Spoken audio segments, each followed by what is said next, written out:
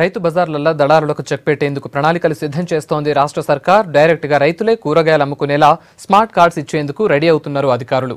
Smart card విధానంతోనే రైతు పూర్తి వివరాలు మార్కెటింగ్ శాఖ దగ్గరుండేలా ప్లాన్ చేస్తున్నారు.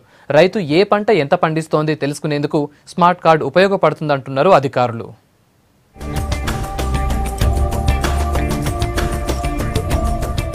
రైతు బజార్లల్లా వాస్తవానికి రైతులు లేదంటే డ్వాక్రా మహిళా సంఘాలు కూరగాయలు అమ్ముకోవాలి. కానీ అక్కడ అమ్ముకునే వాళ్లలో రైతులు తక్కువ, దళార్లు ఎక్కువ. రైతులు పండించిన కూరగాయలను కమిషన్ ఏజెంట్లు కొంటుండటంతో కష్టపడి పండించిన రైతుల కంటే దళార్లకే ఎక్కువ లాభం వస్తోంది. దీన్ని గమనించిన మార్కెటింగ్ శాఖ అధికారులు స్మార్ట్ కార్డులతో దళార్లకు చెక్ పెట్టాలనుకుంటున్నారు.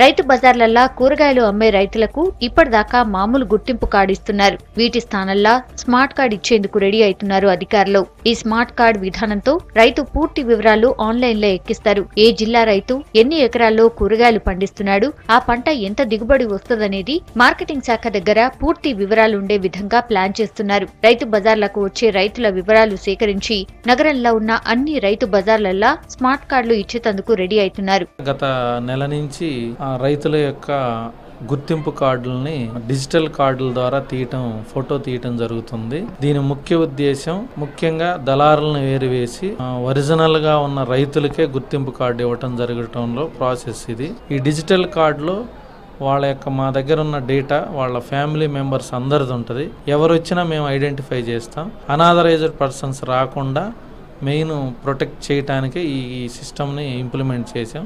ఆగస్టు కల్లా మొత్తం కార్డులన్నీ రెడీ అవ్వటం జరుగుతుంది.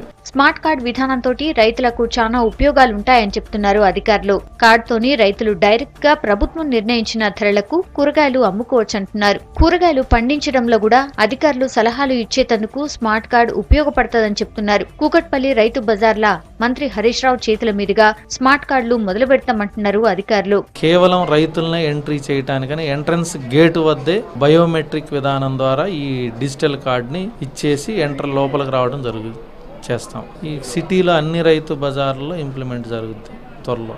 ఈ కార్డ్స్ ఇవ్వటం వలన ముఖ్యంగా ఏంటంటే ఫార్మర్స్ ఎవరెవరు వస్తున్నారు, ఏంటి, వాళ్ళ దగ్గర ఏం పంట ఉన్నది మాకు ఎప్పటికప్పుడు తెలుస్తూ ఉంటుంది.